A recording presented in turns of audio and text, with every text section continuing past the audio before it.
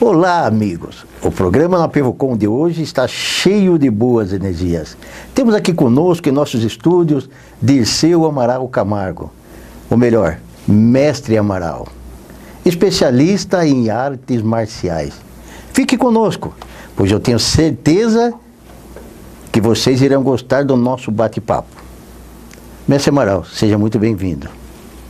Eu que agradeço, Sr. Aristides. Muito obrigado pela oportunidade de expor um pouco da nossa arte ao público. Mestre, a partir de que momento o Kung Fu passou a fazer sentido em sua vida? Olha, é uma longa história, porque no começo, eu já sou meio velhinho, né? No começo nós não tínhamos referências de luta. A gente não conhecia nada de luta, né? Praticamente não tinha nada.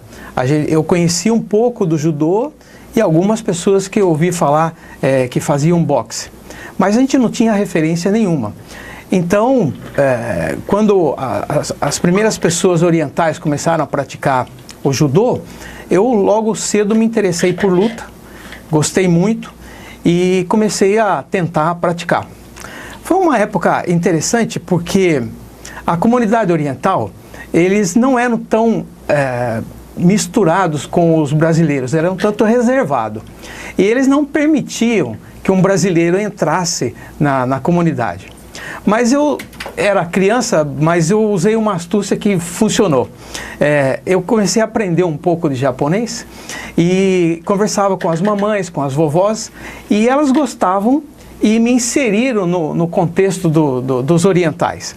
Então, dessa forma, eu comecei a me interessar por arte marcial e praticar, embora apanhasse muito. Confesso que eu apanhei muito, né? Eu treinava 70 vezes a queda no chão para poder começar a treinar com eles, né? Mas já entrava firme nos treinos e fui criando gosto, até que um amigo chamado Paulino um dia me falou: olha, vou te apresentar um pessoal que faz Kung Fu. E o Kung Fu também não era conhecido, né? Quando se falava a palavra Kung Fu, alguém achava que a gente fazia parte de uma coisa africana, um templo de candomblé, qualquer coisa assim. Uma seita. Uma seita. Então eu precisava explicar para os alunos, para as pessoas, que o Kung Fu era uma arte de luta. Então eu comecei a tomar gosto por aquilo, e a primeira vez que eu vi alguém praticando Kung Fu, eu disse assim: olha, eu não sei o que é isso, mas é realmente isso que eu quero, né? Então aquilo ficou forte para mim, que eu deveria começar a arte marcial e levar em frente. E um outro ponto que eu acho interessantíssimo e que ele fez sentido para mim continuar, porque não era um mero esporte. Tem pessoas que fazem um esporte daqui, um esporte dali, todos eles são benéficos. Mas o que fez realmente completar esse sentido foi que era um esporte que tratava do físico, tratava da mente, a parte emocional e abria uma porta para o espiritual. Então era completo, embora eu fosse apenas um moleque, mas eu percebi que ali estava uma porta interessantíssima para mim. O senhor tinha quantos anos naquela época, mestre? Olha, não me lembro ao certo, mas eu deveria ter uns 14 anos. Uns 14 anos. Quando começou tudo isso. Então aí fez um sentido, faça arte marcial. E foi aí que eu fiz. Eu tinha um sonho em ser piloto de avião. Quando passava um avião assim, eu perguntava para as pessoas: tem gente lá dentro? Um dia eu quero ser motorista disso, né? E embora eu fui para São Paulo e consegui tirar minhas carteiras, consegui me formar piloto, o esporte chamou mais atenção, o Kung Fu realmente chamou mais atenção, e eu acabei enveredando para o lado da arte marcial. Isso fez todo sentido para mim. Então o senhor também chegou a ter a formação de piloto? Sim. Mas não chegou a exercer em momento nenhum? Não, eu voava assim de uma forma particular, mas não cheguei a entrar numa companhia, porque o lado do esporte realmente me cativou muito. Mestre, são mais de 40 anos de carreira. Muita história para contar. Em que momento a ideia de ensinar o Kung Fu ficou mais forte para você? Como o senhor dizia, no início o senhor estava praticando, o senhor aprendeu a gostar do Kung Fu. E quando foi ensinar o Kung Fu? Então, eu gostando tanto da arte marcial, o mestre que nós tínhamos, na época quase não tinham mestres, tinha 2 ou 3 em São Paulo, e esse mestre brasileiro, um grande pesquisador, ele fundou uma escola em São Paulo e outra escola em Sorocaba. E então, para eu poder me aprender um pouco mais, ficar um pouco mais próximo do mestre, eu me mudei para São Paulo, né? Então eu ficava mais próximo do mestre e eu poderia realmente aprender um pouco mais. E o interessante é que, quando eu estava em São Paulo, eu tinha que sobreviver. Então eu comecei a trabalhar também no Banco Safra, me lembro bem até hoje, trabalhava no Banco Safra e à noite eu ia para a academia. E à noite, além de treinar, eu estava lá com todos os alunos, porque eu também morava na academia. Foi quase que um retiro espiritual morando na academia, para poder aprender com o mestre e poder desenvolver. E eu percebia que, além dos treinos, além de eu fazer as posições bem feitas, eu ajudava os companheiros a fazer as posições, né? E quando os companheiros precisavam de ajuda, eu ajudava e eu percebia que eles gostavam muito. E isso dava muito certo. Eu tinha apenas o 2º nível do aprendizado do Kung Fu ali, né? Tinha apenas o 2º nível. Não era um professor, nem um instrutor, nem nada. Mas eu percebia que as pessoas gostavam daquilo. E foi levando a academia em frente, foi levando os treinos em frente, e aconteceram vários fatos interessantíssimos nesse longo aprendizado. E havia um sujeito, ele era muito troncudo, muito forte, baixinho, robusto. E eu estava numa aula junto com ele, e ele se gabava de ser muito forte, isso que aquilo. E havia um companheiro nosso chamado Duílio, que ele era argentino, e ele chutava muito bem. Então, eu, ali como um aluno experiente do 2º nível, eu falei, eu vou colocar o Duílio para combater com ele. Só que a academia era muito pobre, né?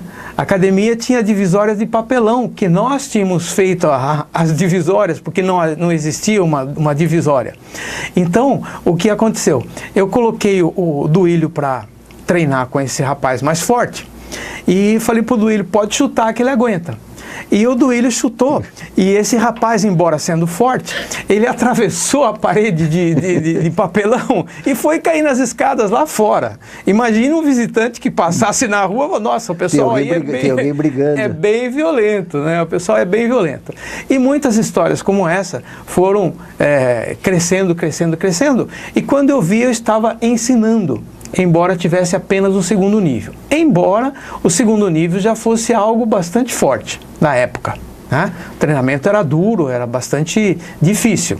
E aí então eu comecei a perceber que eu não fazia um bem só a mim, mas também ajudava outras pessoas.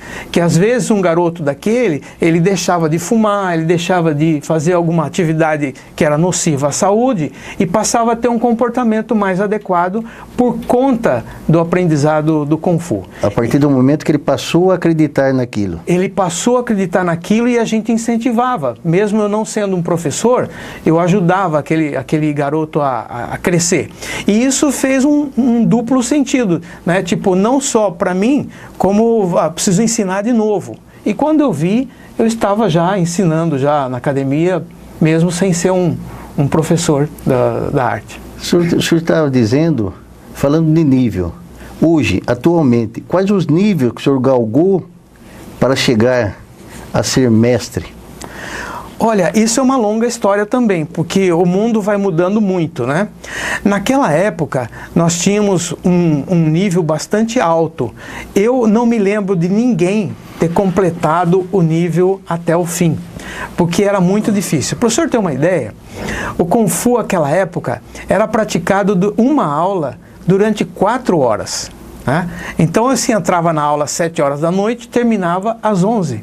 Era uma aula de pré-aquecimento, uma aula de técnica, era uma aula de aplicações e uma aula que o professor dava a sua filosofia, conversava com os alunos e tal. Então, essas 4 horas compunham uma aula. Então, quando nós treinamos ali o Kung Fu, nós percebemos que precisava de muito tempo para que pudesse chegar no fim, né? Então nós fomos graduando naquele sentido, mas com a evolução das coisas, nós começamos a perceber que muitas pessoas já não faziam só um ofício, eles queriam também estudar numa escola. Muitos começaram a fazer uma faculdade, muitos começaram a terminar o colégio e já não tinha tanto tempo para a prática. Então eu também fui um dos felizardos que pegou esse sistema longo e quebrou em graduações. Eu fiz os oito fases de graduação para que o Kung Fu ficasse um pouco mais leve e as pessoas pudessem concluir com tranquilidade esse tipo de treinamento. E aí então o que aconteceu? Eu fui me graduando nessa parte e fui fazendo os exercícios. Mas a graduação não é só uma graduação técnica dentro de uma escola. A graduação também se faz pelo trabalho que a pessoa executa. Por exemplo, se ela tem alunos, se ela formou instrutores, se ela formou professores, se a pessoa plantou uma árvore, se ela lançou um livro, se ela ajudou a sociedade de alguma forma. Então, tudo isso conta no cômputo de um mestre. Então, o que essa pessoa fez?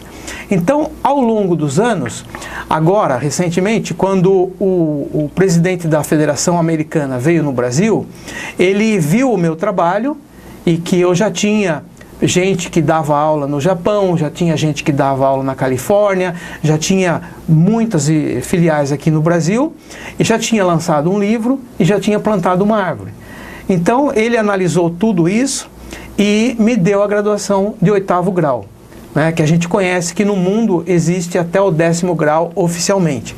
Então ele me graduou por todo esse trabalho desenvolvido e auxiliando a comunidade oriental no Brasil. Nessas explicações, mestre, que o senhor está dando aí, a gente percebe que o Kung Fu ele tem uma filosofia. Mas de que forma você trabalha essa filosofia com seus alunos? Olha, a filosofia do Kung Fu, ela vem lá de trás, né? Ela vem lá de trás. Por exemplo, vamos voltar um pouco para trás para ver a necessidade do Kung Fu. Como é que surgiu o Kung Fu antes da parte filosófica, né? Então, um sujeito tinha uma dor na perna e alguma coisa levou a outra pessoa fala, como é que eu vou cuidar dessa perna? Então viu que uma massagem, viu que uma coisa pontuda colocando ali, ele amenizava aquela dor, etc e tal. Aí ele descobriu a acupuntura, que é também um dos ramos da terapia oriental. Então ele foi descobrindo. E o Kung Fu nasceu de um modo natural, né? Por exemplo, naquela época haviam muitas matas, muitos animais ferozes, então o sujeito corria risco quando ele ia trabalhar, por exemplo. Então, às vezes, ele tinha que lutar com o animal, tinha que andar com um cajado, andar com alguma coisa na mão para ele poder sobreviver. Autodefesa. Autodefesa. Tinha chineses que saíam e iam trabalhar no mato e voltava tudo arranhado de bichos. Então, ele teve a necessidade de praticar uma defesa pessoal, né? Então, quando ele começou a praticar essa defesa, ele falou, mas eu preciso aprender a lutar, como que eu faço isso? E os monges, as pessoas mais quietas, mais calmas, com a sua alta percepção, começaram a observar que os animais, eles têm um sistema de luta e defesa. Como que o tigre luta? Como que a garça luta, como que uma serpente luta, como que o gato luta. Enfim, eles começaram a observar tudo isso e disso surgiram os primeiros movimentos de luta. Então, os homens pegaram aqueles movimentos e inseriram o movimento dos animais nos homens, criando a técnica do Kung Fu. Né? Então surgiu aí a técnica do Kung Fu. E isso foi muito importante, porque isso foi ensinado dos monges, foi criado dentro de um templo, onde haviam monges. Agora, se aquilo foi criado dentro do templo, não podia ter a parte técnica só, tinha que ter algo mais em relação a isso. Então, começou a desenvolver a parte mental. Então, como nós temos vídeo aí que pode ser mostrado depois, o sujeito coloca uma banana na boca, venda os olhos e corta com uma espada. Então, como ele pode enxergar com os olhos vendados? Então, isso é um desenvolvimento da visão, mesmo sem a visão normal. Quer dizer, ele consegue desenvolver isso. E além disso, a gente vê os monges naquela posição meditando e aquietando-se. Então falamos, mas o que é isso? Então aí surge as 3 correntes que norteiam o Kung Fu, a filosofia do Kung Fu. As 3 correntes são o taoísmo, o confucionismo e o budismo. Essas 3 vertentes deram norte para a arte marcial. Agora, evidentemente que nós não podemos lidar com a religião em si. Cada um tem a sua religião. Então, o senhor me perguntou como é que eu lido isso também com os alunos. Com os alunos. Né? Então, nós temos que pegar essa filosofia, mas uma filosofia direta. A filosofia é o estudo de como melhorar isso. Né? Então, por exemplo, o vento venta. Se o vento venta, faz-se um catavento e utilize o vento. Então, aproveitar o que a natureza oferece. Aproveitar o que a natureza oferece. Quando o inimigo me soca, ele soca com muita força. Quando aquele soco vem com muita força na minha direção, eu desvio e empurro o inimigo. Então ele vai cair com a própria força dele. Então, essa parte filosófica, que nós chamamos de uma filosofia simples e direta, é essa que a gente também procura aplicar com as pessoas. Né? Por exemplo, quando um aluno se sente fortalecido e luta com um outro aluno um pouco mais enfraquecido, e ele bate no outro aluno. Então, dentro da escola, às vezes o mestre pega um sujeito mais forte e coloca para lutar com esse que bateu no fraquinho. Quando ele apanha, o mestre chega para ele e pergunta, você gostou de apanhar? Não. Fala, então, mas quando você pega o fraquinho, você bate no fraquinho, por que você faz isso? Então nós aprendemos que aquilo que é bom para mim e é bom para os demais, então isso é verdadeiro, isso é bom. Aquilo que é ruim para mim e é ruim para os demais, isso é ruim. Então nós aprendemos o que é ruim, o que é bom. Então essa filosofia que nós procuramos passar para os alunos, independente da sua religião. Ele pode ter qualquer religião. Por isso eu acredito que a arte marcial faz sucesso, porque ela não interfere nessa crença da pessoa.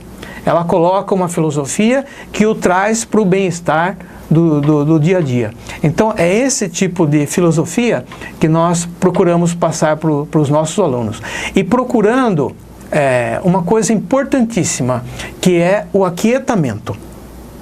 Quando a gente fala demais, a outra pessoa só pode ouvir e não pode responder. E como os monges fazem a sua meditação nessa posição, que é semelhante a uma posição que nós conhecemos de meditação, de oração, de reza, né? Então parece que há uma introspecção, parece que a pessoa está entrando lá dentro. Então eu ouso afirmar que quando a pessoa faz uma meditação, ele entra dentro dele. Ele vai buscar lá dentro o homem original. Ele vai buscar lá dentro aquele homem original sem mácula, aquele que é perfeito.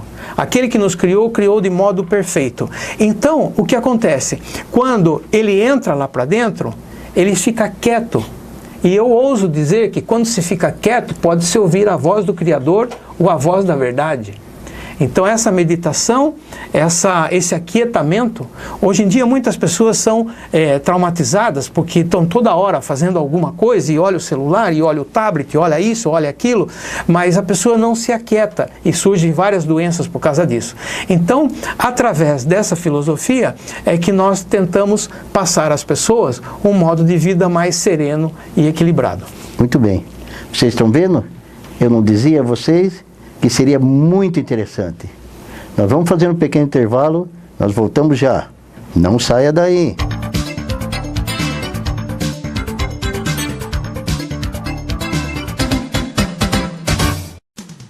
Olá, eu sou a Graziele, responsável pelo Departamento de Turismo da Apervo, e eu convido você para conhecer as nossas novas viagens.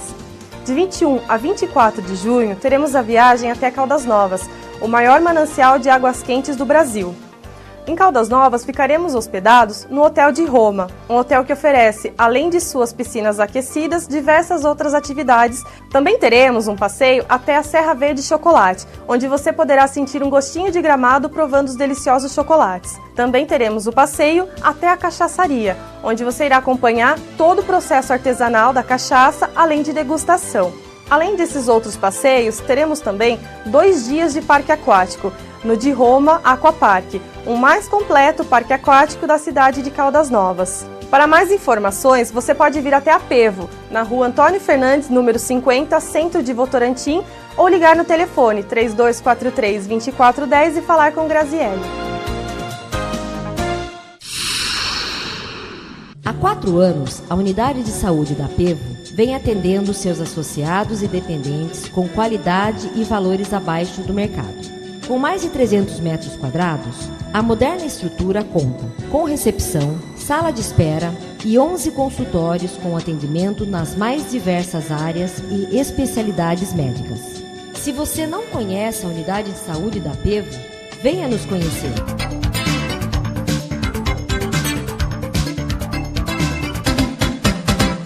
Estamos de volta com o nosso programa na Pevo Com. O nosso entrevistado de hoje é Dirceu Amaral Camargo, mestre Amaral. Mestre, gostaria que você falasse um pouco a respeito da sua associação. De que forma se deu esse trabalho? Naquela época, o Kung Fu não era conhecido. Como eu disse antes, não tinha 2 ou 3 mestres em São Paulo e um mestre brasileiro, um bom pesquisador do Kung Fu. Então não havia respaldo, não havia um incentivo. Para o senhor ter uma noção, nós não tínhamos propaganda em revista, jornais, televisão, nada. Ninguém sabia o que era Kung Fu. Mas o Kung Fu é uma ferramenta importantíssima, uma ferramenta interessante. E nós começamos a desenvolver, mesmo que precariamente, lá na Rua Augusta, em São Paulo, começamos a desenvolver. E quando esses alunos começaram a crescer, então começou a aparecer a necessidade da graduação. Ó, que nível que eu estou, precisa ser graduado. E também começou a necessidade de ter professores, né? Então tudo isso já requeria uma associação maior. Não uma simples academia, que normalmente era feito em galpões, era feito em quintais, era feito em garagens, né? Então se reunia um pequeno grupo e começavam a praticar. Ia na praça, alguma coisa assim. Até que surgiu essa necessidade de uma melhor organização. Então, eu conheci um mestre chinês em São Paulo e o meu mestre, o primeiro mestre, ele quis se afastar um pouco da história. E eu fiz uma associação com esse outro mestre, chamado mestre Li Winkai. E aí nós fundamos uma associação ali na Rua da Consolação, em São Paulo, próximo da Avenida Paulista. E fundamos uma associação, já com CNPJ e tudo, e para que essa associação desse vazão a essa necessidade que já estava aparecendo, né? De fazer graduação, formar instrutores, enfim, abrir esse leque. E ali começava também a chegar no Brasil as informações do Kung Fu através do filme de David Carradine, que aparece num seriado na televisão. Esse seriado norteou bastante o Kung Fu aqui no Brasil, né? E posteriormente, em 73, houve a morte do Bruce Lee, mas também vieram os filmes que o Bruce Lee fez. Então aí começou a dar um boom do Kung Fu no Brasil, começou realmente a se propagar. E nós fomos crescendo na Associação Shaolin dentro dessa filosofia. E como arte marcial é arte de guerra, então é muito semelhante à arte marcial e uma vida num mosteiro, por exemplo, que é cheio de disciplinas. E a nossa escola foi muito rica em disciplina. Então nós tínhamos uma maneira de tratar com o aluno com respeito, mas muito forte nessa disciplina. Tanto é que eu vou falar uma coisa aqui que vai parecer mentira, mas é verdade. Na nossa escola chegou uma época que as pessoas tinham que pegar a senha para entrar, senão não havia vaga para entrar. Mas que beleza, isso é muito bom, mestre. Então, isso foi assim maravilhoso, porque não conhecíamos ninguém que fizesse isso na época. E essa escola foi desenvolvendo cada vez mais, e houveram, seu Aristides, coisas assim impressionantes. Coisas impressionantes, né? Por exemplo, um rapaz que teve tuberculose, ele foi desenganado pelo médico e precisava fazer uma cirurgia. Esse rapaz, o médico chamou e falou, olha, amanhã nós vamos fazer uma cirurgia porque senão ele morre. E não garanto que ele viva. Então nós chegamos para ele no leito da cama dele, ali e falamos com ele, ele falou, você está morrendo, está acontecendo isso com você e tal, precisa reagir. E esse rapaz reagiu de maneira que no outro dia o médico colocou ele numa máquina de raio-x e não acusou nada. Aí o médico pegou uma pessoa doente e colocou na máquina. A máquina acusou. Não era problema da máquina. Não era o problema da máquina. Aí o médico checou de novo, falou, então espera, então não vamos abrir o paciente, vamos esperar até amanhã. Aí checou de novo, checou em outra máquina, não tem nada. Ao terceiro dia o médico deu alta e falou, olha, eu não acredito em milagre, mas se existiu com esse rapaz, ele não tem nada, tem alta para ir embora. E ele foi embora, e como ele tinha ficado 6 meses no hospital, ele estava um tanto atrofiado. E combinou com um evento que nós estávamos fazendo em São Paulo, e nesse evento nós colocamos 6 tijolos assim, e falou para ele, vá lá e quebra. Ele falou, mas como que eu vou quebrar todo atrofiado, 6 meses no hospital? Ele falou, mas você treinou. Então, você tem a arte para fazer isso. Você tem a arte, você tem lá dentro disso de você. E ele respirou um pouco, foi lá e quebrou 6 tijolos, que era praticamente um milagre, né? Além disso, as pessoas vão achar que eu sou mentiroso, mas eu não tenho nenhuma razão para mentir nisso. Apareceu também um outro sujeito com um diagnóstico de câncer. E, senhor Aristides, o que nós vamos dizer para uma pessoa que está diagnosticada e que vai morrer daqui a 6 meses? Aí eu olhei para ele e falei, meu Deus do céu, o que eu vou dizer para esse rapaz? Então eu disse assim, falou, olha, vamos rasgar esse diagnóstico, jogar no lixo e vamos treinar. Aí ele falou, é simples assim? Eu falei, simples assim. E aí começamos a treinar. Quando passou 3 meses, ele queria voltar no médico. Eu falei, você vai voltar no médico para quê? O médico vai dizer que faltava 6 meses para você morrer, agora só falta 3. Né? Então, foi bem categórico. Bem categórico. Eu falei, quer voltar no médico para quê? Então continua treinando. E continuamos a treinar. Quando passou 6 meses, ele voltou no médico, fez um exame, o médico falou, olha, se existiu um milagre, existiu com esse rapaz. Não tem nada. E esse rapaz está até hoje aí. Então, a associação cresceu por esses e outros fatos muito. Cresceu muito, passaram 40 mil pessoas por essa escola. E nós tivemos a chance também de ser um dos primeiros a competir nos Estados Unidos, levando o primeiro atleta para competir nos Estados Unidos. Então, foi através dessa associação, mestre? Através dessa associação. Né? E é bom ressaltar aqui que o esporte nem sempre tem apoio. E às vezes a pessoa dessa precisou vender chocolate no Farol para poder arrecadar o dinheiro, para poder fazer uma competição dessa. Então, dessa forma, a associação cresceu e se desenvolveu. Nossa, mas isso é muito interessante. E é interessante as pessoas saberem o que o esporte faz, o que é acreditar naquilo. Isso é muito importante. Mestre, você se dedicou durante anos para o projeto de comunidade Votorantim por meio da prefeitura. Como foi essa experiência? Eu até acompanhei parte desse trabalho. O senhor fez uma visita para nós, o qual eu sou muito grato. Sim. Então, essa experiência foi bastante interessante, porque quando eu deixei São Paulo e vim para cá, eu vim para cá aposentado, né, dessas atividades.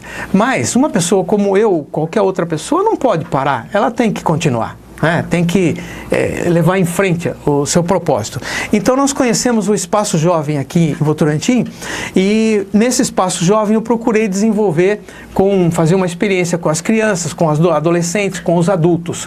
E foi uma experiência bastante interessante, porque ao longo do tempo, senhor Aristides, o senhor deve lembrar, quando nós fizemos a apresentação lá, tinha muita gente treinando. Nós conhecemos 700 pessoas naquele espaço.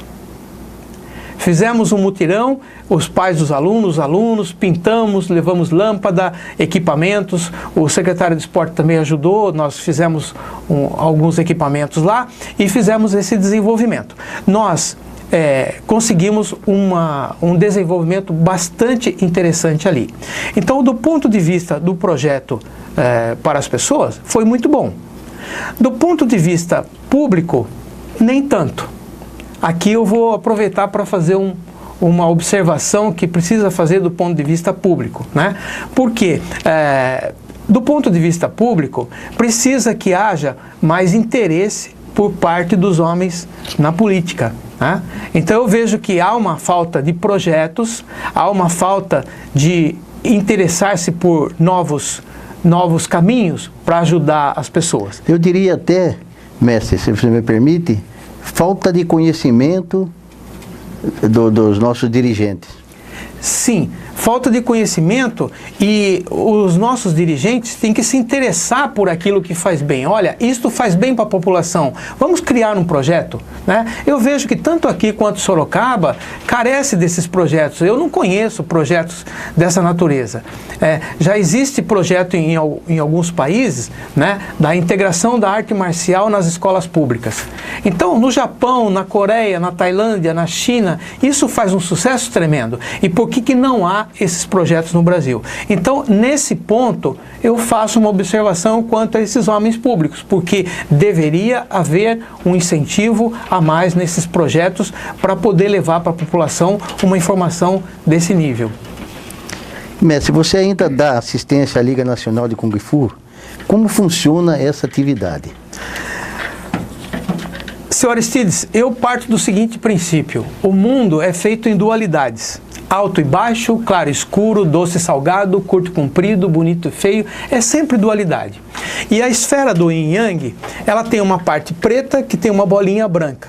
E ela tem uma parte branca que tem uma bolinha preta. Ou seja, dentro do bem também existe o mal. Dentro do mal também existe o bem.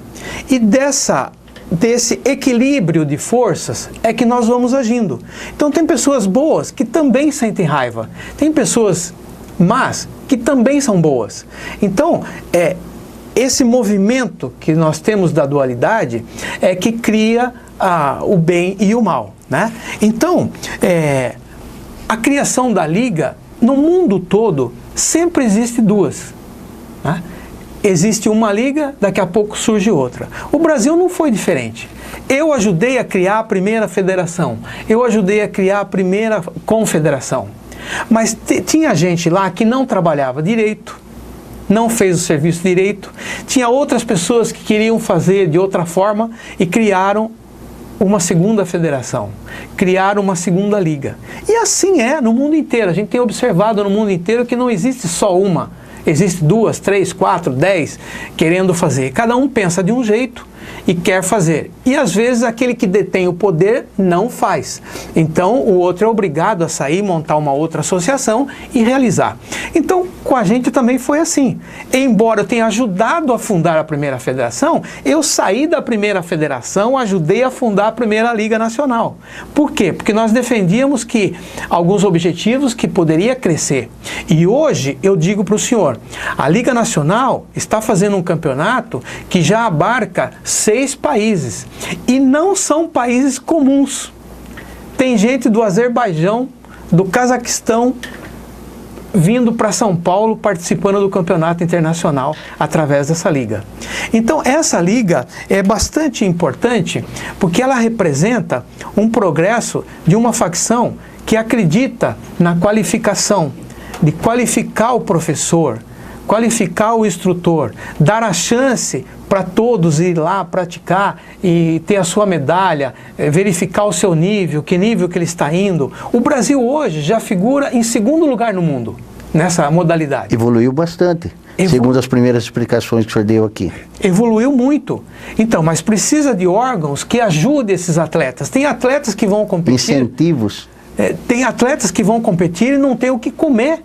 Precisa que haja uma vaquinha para que ele possa competir. E todo mundo conhece isso no esporte, no futebol e outros tipos de esporte. Então essa liga, ela vem fazendo um trabalho bastante importante no sentido de desenvolver o Kung Fu no Brasil e qualificar as pessoas para essa modalidade.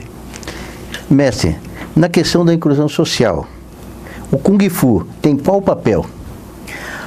Olha, senhores, na inclusão social, o Kung Fu exerce um papel importantíssimo. Por quê? O Kung Fu é arte marcial. Arte marcial, quando a pessoa olha, todos os soldados estão ali de forma iguais. Existem graduações, mas eles estão ali de forma iguais. No mesmo nível. No mesmo nível. Então, no mosteiro também, todos aqueles jovens estão no mesmo nível, embora tenha diferentes graduações. Então, o que acontece? Há um respeito muito grande. E nessa minha experiência em São Paulo, eu pude observar que isso é real. Quando apareceu um sujeito que tinha uma certa deficiência na fala, ou tinha uma deficiência do braço, uma deficiência da perna, etc. e tal, ou é um sujeito, como diz, era negro, né? Então tem essa questão do negro, essa questão do amarelo, que é o chinês, enfim, a diferença de raça. Então eu pude observar que quando o sujeito pratica uma arte marcial, ele tem acima de tudo respeito. Porque o sujeito que não tem uma mão boa, mas pode ser excelente no pé. Tem um que não tem o pé bom, mas tem excelente na mão. Tem alguns que não são excelentes nem em mão e em pé, mas é um excelente pessoas para pensar, para organizar, para fazer. E o que acontece dentro de uma arte marcial é que todos são tratados iguais. Em São Paulo, eu posso dizer, eu tive vários alunos com deficiência mental e que chegaram até a metade do caminho com um nível de eficiência muito grande. Elogiado pelos psiquiatras, elogiado por todo mundo. Então, há uma inclusão. Quantos alunos que foram para a escola e que alguns alunos não sabiam nem o dia que faziam aniversário, nunca tinham feito aniversário na vida. Eram pessoas totalmente excluídas. Mas o que acontecia? Nós falávamos, você não pode pagar uma mensalidade, você vem aqui, você me ajuda, você entra, você vai. E era tratado por todo mundo como um igual. Ele não era tratado como uma pessoa pobre. Entendeu?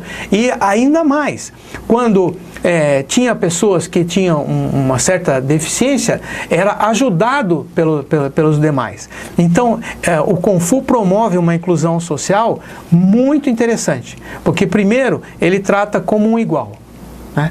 Então, essa nossa experiência foi fantástica, porque não há o bullying, não há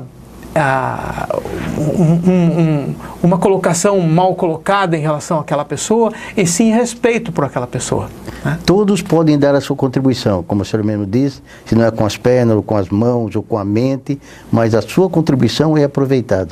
Sem dúvida, e o Kung Fu mostrou isso para mim na prática, né? Que realmente ele pode fazer uma inclusão social tremenda, tremenda. Muito interessante, mestre. Vocês viram que continua sendo muito interessante. Vamos fazer um pequeno intervalo. Vamos tomar um cafezinho. Voltamos já, não saia daí.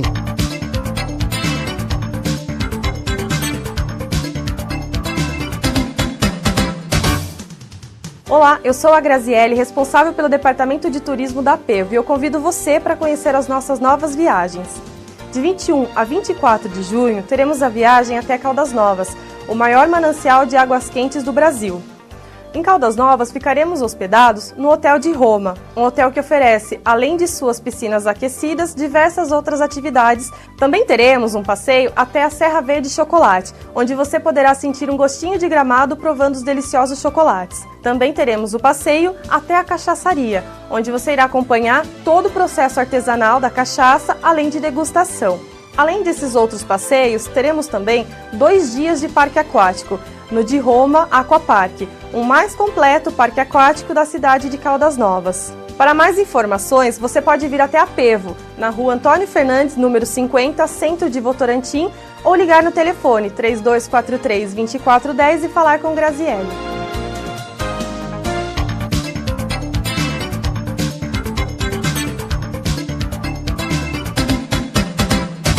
Estamos de volta com o nosso convidado, Mestre Amaral. Mestre, na China sabemos que o Kung Fu é presente na vida de uma pessoa desde a infância, conforme o senhor disse, e aqui no Brasil também acabou ocorrendo isso, né? Até a terceira idade. Quais os benefícios da modalidade para o idoso. Principalmente, no nosso caso aqui, para o idoso. É interessante que os idosos saibam também da importância do Kung Fu na sua vida. É uma excelente pergunta, porque a gente pergunta por que o idoso na China dá importância para a arte marcial e por que aqui no Brasil nós não temos esse costume, né? Então, eu vou contar um pouquinho aqui. Tempos atrás, a China foi invadida por vários países. E o que defendeu a China? Através da arte marcial praticada nos mosteiros, foi passada por os soldados. E os soldados defenderam a China quando houveram as invasões. Então, o Kung Fu defendeu a China dos invasores. E então é muito comum na China hoje os pais, os avós mostrarem escudos, lança, espada. Ó, essa espada aqui matou 50, defendeu não sei o que na guerrilha tal. Então eles são orgulhosos de defender o país através do Kung Fu. Então o Kung Fu tornou-se uma coisa importantíssima para eles, porque defendeu a hegemonia da China na época. Então, eles passam isso de geração em geração, né? E a outra coisa que é muito importante de se falar, que eu não posso perder essa oportunidade de falar, que é uma coisa assim, se no Brasil nós temos dificuldade para dar uma assistência médica, imagine na China, com mais de 1 bilhão de pessoas. Não haveriam assistência médica para cuidar de todos eles. Mas o povo chinês é sábio. Então o que eles fizeram? Eles adotaram um sistema de alimentação saudável e um sistema de treinamento saudável. E que é o treinamento do Kung Fu, que atende aos jovens, que atende os adolescentes, os adultos, e o Tai Chi Chuan, que é excelente para os idosos. Então é muito comum, 6 horas da manhã na China, a gente olhar na Praça da China e tem lá uma pessoa com 90 anos praticando Tai Chi Chuan e está fazendo os movimentos ali, etc e tal. Então eles têm esse hábito que propicia a eles uma qualidade de vida melhor do que a que nós temos aqui. Então o nosso povo tem que procurar olhar esse aspecto, que é a importância da prática do Kung Fu e nessa questão da saúde no Brasil. Então, o Brasil, falta isso ainda no Brasil. O senhor dizia também, e a nossa pergunta, e os jovens, desde criança, a partir de que idade se começa a praticar o Kung Fu? Na China, os pais praticam e as crianças observam e saem praticando junto. Quer dizer, elas vêm copiando os adultos. Então, aí está uma outra coisa feita na arte marcial, o exemplo, né? O exemplo. Então o exemplo vem de cima, vem dos pais. Então quando os pais praticam, os filhos também praticam. Isso é automático, é uma coisa... É automático. E quando os pais sentem-se orgulhosos que aquilo defendeu a China, os filhos também vão se sentir orgulhosos, né? E os idosos? Os idosos, eles já não tem tanta força para praticar, mas existe um sistema de treinamento que é apropriado para esse idoso. E aí o que acontece? Esse tipo de treinamento, ele promove para o idoso uma lista de benefícios que eu não vou nem elencar aqui agora, mas só para dar uma noção, né? O idoso, quando ele vai praticar, o idoso às vezes cai muito, né? E aquele que pratica o Tai Chi Chuan, por exemplo, ele trabalha seu equilíbrio. Toda hora ele trabalha o equilíbrio dele, ele trabalha a noção de distância, ele trabalha a parte de noção de distância assim, com as pessoas e noção de distância dos objetos. Tem idoso que cai muito, né? Então ele trabalha tudo isso, sem contar que a corrente sanguínea dele flui melhor, o raciocínio flui melhor, através da meditação ele se torna uma pessoa mais calma e mais viva para a vida, né? Então, o idoso tem uma série de benefícios que nós não praticamos aqui no Brasil e que seria interessante que começássemos a olhar para esse lado. Quando se fala do idoso, ele quanto mais idade, ele passa a ter limitações. Mas tendo em vista que ele começou quando criança, isso não é um ciclo? Sim, todo mundo às vezes comenta comigo isso, mas você começou quando era criança, então você já tem uma certa vantagem, etc e tal.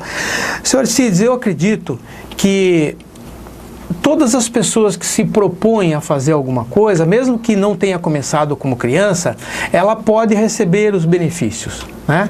O problema que eu acredito são os hábitos que se adquirem. Se eu não tive esse hábito antes, mas eu passei a ter esse hábito, eu vou receber esse benefício. Então não importa a idade que se tenha, importa que se comece agora. Então se começar agora, provavelmente vai ter anos melhores por causa dessa prática. Como você vê a questão da violência ultimamente? O esporte é uma forma de prevenção? Sem dúvida nenhuma. Agora, a violência, ela é praticada, ao meu ponto de vista, pela ignorância.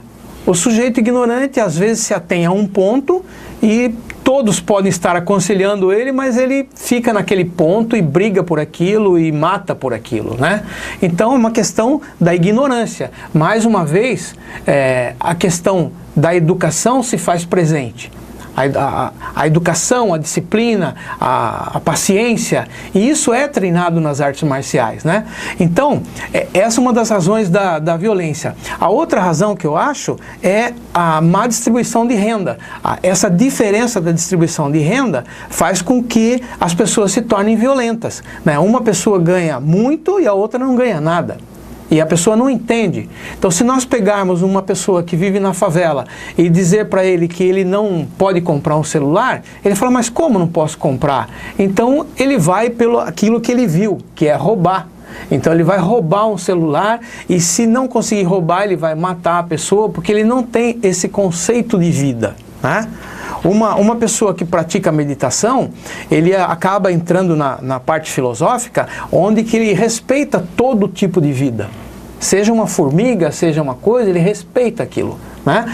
Agora, aquele menino que nasceu naquele mau exemplo, ele vai praticar esse mau exemplo. Então, o esporte, ele acaba sendo uma ferramenta que pode consertar isso. Mas aqui eu faço um alerta também, senhor Aristides, porque o esporte pode ser paliativo. E eles vão falar, mas como assim? Então, por exemplo, a pessoa está estressada, ele vai para uma escola. E nessa escola, ele vai praticar a sua ginástica, ou se for arte marcial, ele vai praticar, dar um soco no saco de pancada, ele volta para casa bem. Ah, estou bem hoje.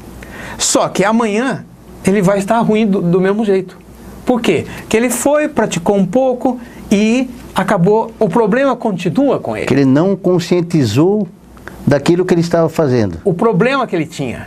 Agora, por que eu digo que o Kung Fu é uma arte completa? Porque o Kung Fu, ele tem a parte mental, filosófica, e que a pessoa é obrigada a parar, pensar e analisar. Então, através da sua filosofia, ele vai pensar, quem sou eu? O que eu estou fazendo aqui? Qual é o meu papel na sociedade? Então, através disso, ele começa a estudar a si próprio e estudar o outro. Então ele vê que a violência não cabe para ser usada ali. Tudo bem, existem as guerras, existem os combates, mas precisa que haja um pensamento por trás disso para que ele possa ser uma pessoa mais equilibrada. Então ele vai colocar aquilo em estudo, vai pensar e se tornar uma pessoa mais equilibrada. Então não é só o esporte. Tem que ser o esporte com o estudo filosófico para ele ver qual é o problema que está ocasionando. Então ele vai deixar de ser violento por conta do esporte aliado a uma filosofia. Ele tem que conscientizar que ele tem que mudar aquela cultura, que na verdade é uma mudança de cultura. Uma mudança de hábitos, uma mudança de cultura. Quer dizer, a partir daí, ele começa a perceber que ele se torna uma pessoa mais sensata, uma pessoa mais serena, mais equilibrada.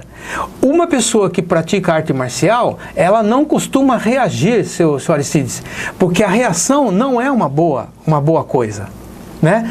Nós, do Kung Fu, nós procuramos agir de modo diferente. Então, esse agir de modo diferente não é uma reação. Então, não é porque o sujeito me atacou que eu vou atacá-lo. Eu vou agir de uma outra forma culturalmente, de maneira que ele venha compreender o que está acontecendo. Então, dessa forma, diminui a violência e o esporte passa a ser uma excelente ferramenta para o controle da raiva, o controle emocional, fazendo com que as pessoas sejam mais equilibradas. Voltando um pouco a falar do poder público. O que você acredita que poderia ser feito pelo poder público, evidentemente, no sentido de dar mais oportunidade ao esporte, às crianças principalmente, e aos jovens? Senhor Aristides, esse ponto é um ponto interessantíssimo, porque o poder público, a gente imagina os vereadores, os deputados, os prefeitos, etc. e tal. O que o poder público pode fazer? Eu diria que nós da sociedade teríamos que eleger pessoas compromissadas com a verdade. Na minha opinião, a pessoa que quer ser um político, ele precisava ter a sua vida abastada. Ele já ganhou o seu dinheiro, ele é uma pessoa assentada, então ele vai ser um vereador que vai trabalhar pelo interesse da comunidade. Ele vai ser um prefeito que vai ter cuidado do interesse da comunidade, trazer aquilo que é melhor, aquela informação, que ele já tem o seu dinheiro, ele já tem o seu salário. Agora, o que se vê no Brasil não é isso.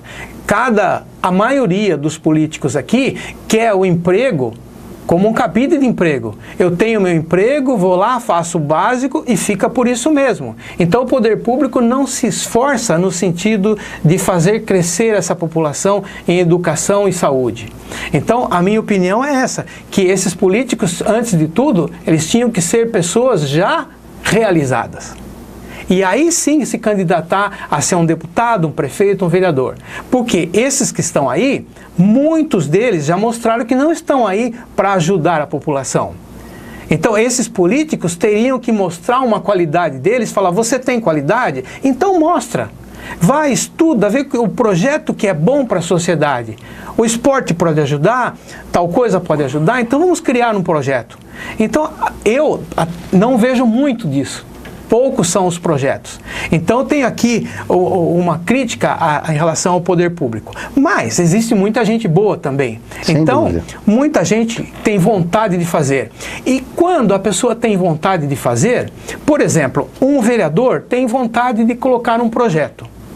Aí, costume das cidades pequenas, o outro vereador não ajuda porque aquele vereador do partido contrário. Então, eu não ajudo porque você é do outro partido. E o projeto não anda. É isso que se observa nas cidades. Então, nós não podemos mais agir dessa forma. O povo tem que aproveitar agora e colocar pessoas no poder, pessoas que já sejam abastadas, pessoas que já sejam serenadas, para poder se interessar pelo público, trazer coisas novas pelo público. Mas, ainda se percebe pessoas boas. Pode-se fazer projetos onde vai colocar o sujeito em imersão. Por exemplo, pegar aqueles alunos, levar para treinar em outro canto, ver como é que funciona outras pessoas, vai tirar os hábitos nocivos daquele aluno, mostrando que existe um mundo melhor para cá e que ele pode participar dessa forma. Então, esses projetos é que vão fazer essa mudança de hábito e mudança de cultura. Mas precisa, sobretudo, vontade política. Aquele político que tem o poder de fazer isso, vá, pesquise, veja quem é capaz, traga para junto de si aquela pessoa capaz e faça esse projeto. A gente não vê esses projetos. Pode ser muito bem feito esses projetos. E eu tenho certeza que existe muita gente boa querendo fazer. Mas é preciso eliminar aqueles que não querem fazer. Então, eu acredito que há sim muita coisa boa por fazer. E a sociedade está cheia de gente boa. É só convidar alguns que eles vão realizar. E principalmente nós que somos leitores, fiscalizar para que isso aconteça. Fiscalização, o senhor falou tudo. O senhor falou tudo. Se o povo fiscalizar um pouco mais e cobrar um pouco mais das autoridades, então tenho certeza que nós vamos começar. Então o povo precisa tomar essa atitude, tomar uma atitude, acompanhar as coisas, né? Então tenho certeza que o poder público vai poder fazer muita coisa, se juntar às pessoas. Muito bem. Quais são os planos para o futuro? O senhor pensa em parar com o esporte ou continuar? Tendo em vista tudo isso, a sua experiência, é interessante, o senhor sempre pensa em dar continuidade. Senhor Aristides, nessa pergunta eu sinto vontade de rir um pouco, eu vou explicar por quê. Porque eu pensei que quando a gente se aposentasse ia ficar um pouco mais sossegado. E eu me aposentei e acabei trabalhando mais do que eu trabalhava lá na escola, né? Então, eu acredito que parar, nunca nós vamos parar. Nós temos um ditado Shaolin que diz assim: nós vamos morrer em pé. Nós vamos estar sempre fazendo alguma coisa e é necessário. Eu vejo que é necessário. Jesus Cristo não teve nenhum momento de sossego. Ele sempre foi atacado por todos os lados e fez a sua missão. E nós aqui também temos que fazer a nossa. Nós vamos até o último dia fazendo alguma coisa. Tem alguns projetos que eu quero fazer, aproveitando essa nova tecnologia, que hoje a gente faz tudo via YouTube, via Facebook, as redes sociais. Então, eu também quero fazer alguns cursos onde nós vamos ministrar cursos à distância. As pessoas que moram muito distantes, que não têm acesso a esse tipo de treinamento, poderão ter acesso através do YouTube, através do Facebook e poderão praticar essas coisas. E quando nós nos juntarmos em São Paulo, poderemos fazer um curso de aperfeiçoamento, um curso de imersão, onde ele vai conviver com outras pessoas e que ele vai poder mudar os seus hábitos, né? Então, tudo isso eu pretendo fazer ainda e, principalmente, trabalhar na questão da qualificação dos instrutores, dos professores. Nós não temos no Brasil ainda um órgão que qualifique a pessoa que ele é um mestre, que ele é um grão-mestre. Normalmente, ele é graduado pela quantidade de coisas que ele já fez. Como eu disse antes, ele plantou uma árvore, lançou um livro, fez um benefício à sociedade, já tem mais de 10 anos que ele dá aula, tem mais de 10 anos que ele tem professores dando aula, então ele é considerado um mestre. Né? Ele dá bom exemplo à sociedade e de uma coisa boa. Então, mas não existe um órgão. Então, talvez nós, os mais velhinhos, podemos colaborar no sentido de qualificar essas pessoas e de fazer esses projetos. Por outro lado, também eu tenho um outro projeto do Canadá e dos Estados Unidos, que eu pretendo ir brevemente para lá, e vamos desenvolver também, principalmente... Mas vai dar continuidade ao trabalho, mestre. Continuidade, é um pouco mais lento, um pouco mais sossegado, se dedicando um pouco mais aos velhinhos, porque eu também já faço parte agora dos velhinhos, e desenvolver essa parte, né? E vamos tentar um intercâmbio Estados Unidos, Canadá e Brasil, de maneira a ver o que nós podemos trazer de bom para nós nessa lida do Kung Fu, né? É o que eu pretendo fazer. Mestre, muito obrigado por estar aqui conosco em nossos estúdios. Foi muito bom o nosso bate-papo. Acredito que foi levado a todos vocês um pouco mais do que é o Kung Fu, a experiência que o mestre nos contou. Então, nós só temos que agradecer por estar aqui. Suas considerações finais. Olha, senhor Aristides, sou muito grato de estar aqui por essa lembrança, de poder expor um pouco do que foi a nossa vida no Kung Fu, o que benefícios trouxeram para muitas, muitas pessoas. Hoje no Brasil, nós temos as 4, 5 maiores escolas em São Paulo, que já tem 15, 16, 17 filiais, gente dando aula no Japão, gente dando aula nos Estados Unidos e aqui no Brasil. Então o benefício dessa prática foi muito grande e eu sou muito grato por poder mostrar um pouco disso às pessoas que ainda precisam de um treinamento e melhorar. Então eu sou profundamente grato por essa entrevista. A todos vocês, muito obrigado. Finalizamos mais um programa na PevoCon. Espero que vocês tenham gostado. Até a próxima semana. Fiquem com Deus. Obrigado. Muito bom.